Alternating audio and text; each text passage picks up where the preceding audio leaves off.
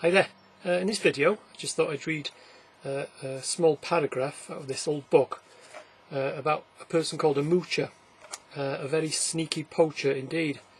This book is called Poachers versus Keepers, but its actual title, in those days, these old books, they had really long titles, and the actual title of this book is Poachers versus Keepers, an amusing and instructive treatise concerning poachers and their artifices, dealing with the many phases of poaching, directed against game both furred and feathered.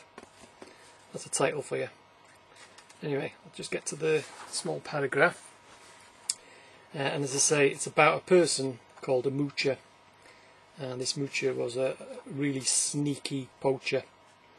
And it's entitled The Moucher on Hunting Days. When the hounds are about, the Moucher is in great evidence, for at such times people are allowed, or rather take, great liberties over the preserves. Sometimes he is in a sort of favour with the hunt, for did not his ugly terrier bolt a fox, which had inadvertently got to ground, when the dogs belonging to the hunt failed to move him? The dexterity of the animal and his master amply proved that this was not the first time they had both figured as principals in such a scene.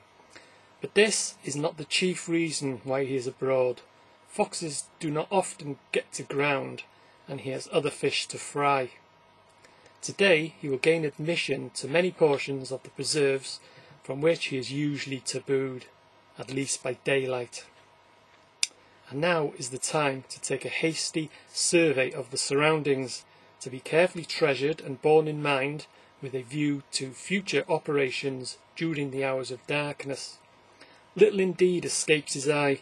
He notices each well-used rabbit hole in the white-thorn fence as he passes quickly along it, and notes the sly boat hole far out in the field, which he would certainly have missed when ferreting in the darkness. He carefully maps and retains in his mind the locality of the runs and smooses, and perhaps during the excitement of the hunt he contrives to make his way unobserved into the coverts. While there he does not waste his time. He finds the places where the keeper feeds his birds, the spots which have been roughly cultivated to yield them food, and determines the principal roosting places by the dung lying beneath the trees. All these are valued items and esteemed accordingly, enabling him to accurately plan the details of a future attack, with the best possible chance of a big haul and the least possible hazard of being hauled himself before the magistrates. And that's the Moucher, a really sneaky poacher.